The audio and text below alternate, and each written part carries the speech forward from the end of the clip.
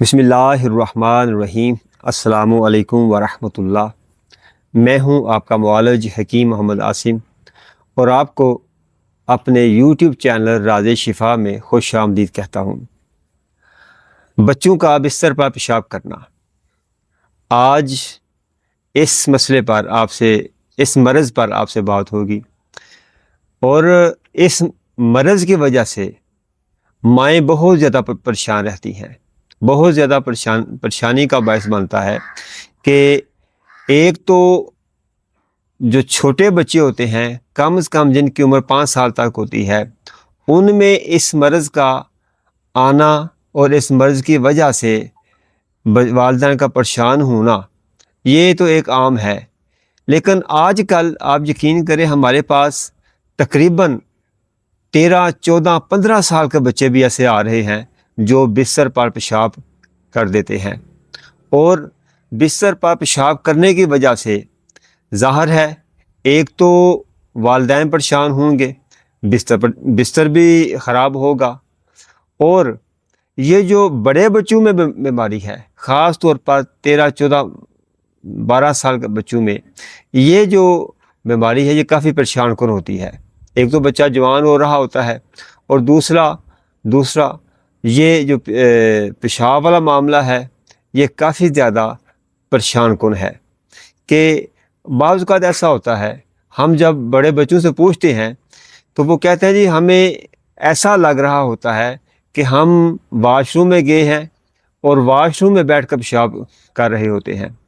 وہ ان کو خواب ایسا آ رہا ہوتا ہے، لیکن جب بستر گیلا ہوتا ہے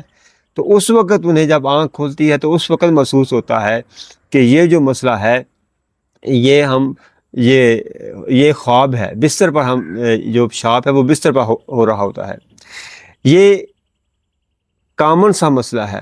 آج کل بہت عام ہے، خاص طور پہ اس کی وجوہات جو ہیں، خاص طور پہ جن بچوں کو قبض وغیرہ رہتی ہے، قبض کی وجہ سے بھی یہ ہوتا ہے،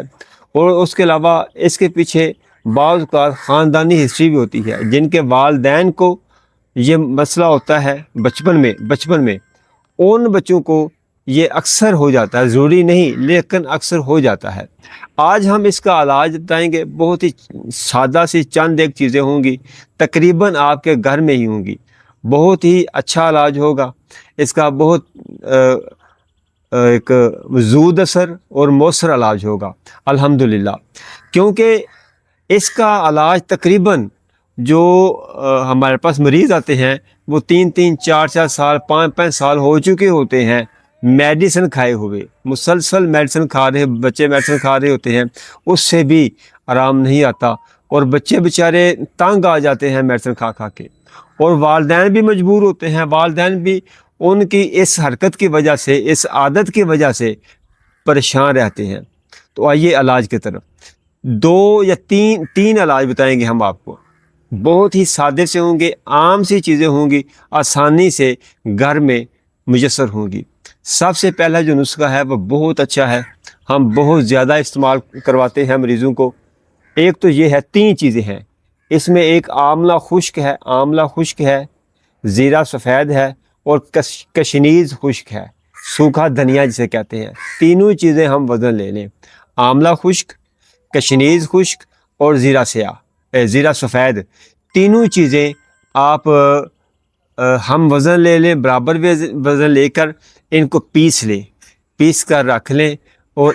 2 چنے کے دانے برابر، اگر تو عمر جو ہے بچے کی زیادہ ہے، 10 سال سے زیادہ ہے، تو ½ ٹی اسپون چائے والا آدھا چمچ، 2 تا 3 گرام صبح، دوپہر، شام تازہ پانی کے ساتھ آپ استعمال کرائیں۔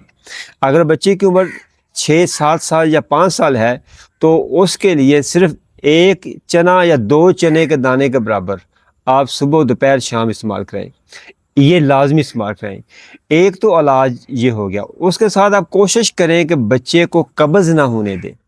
اور کوشش کریں کہ بچے کو 1 یا 2 گھنٹہ پہلے، سونے سے 1، 2 گھنٹہ پہلے پیشاب لازمی کروائیں۔ مائیں بیچاری رات کو 1 بجے، 2 بجے اٹھ کر بچے کو پیشاب کروانے کے لیے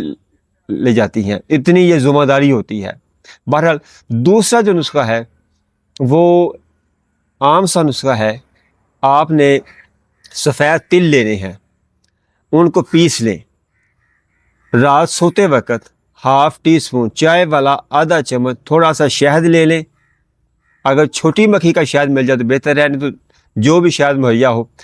آپ آدھا چمچ شہد لے لیں اور چنے کے دانے برابر سفید تل اس میں مکس کر لیں اور بچے کو چوسنے کے لیے دیں، یہ چوس لیں۔ اس سے بھی انشاءاللہ العزیز آپ کا بچوں کا یہ مسئلہ آہستہ آہستہ حل ہوتا جائے گا۔ یہ بہت اچھی چیز ہے۔ اور اس کے علاوہ تیسری جو چیز ہے وہ ہے گندم کا چھان، جسے ہم چھان کہتے ہیں، گندم کا چھان، اس کا قہوہ۔ گندم کا چھان 1 چمچ 1.5 کپ پانی، ہلکی آگ پر رکھ دیں، آنچ پر رکھ دیں، 1 کپ رہ دے چھان کا شہد ملا کر استعمال کریں، آہستہ آہستہ جیسے چائے پیتے ہیں۔ اس کا قہوہ دیں، گندم کے چھان کا قہوہ، انشاءاللہ العزیز اس سے بھی یہ مسئلہ حل ہو جائے گا۔ اللہ پاک آپ کو، ہمیں، ہم سب کو ہر طرح کی مرض سے محفوظ رکھے، آمین۔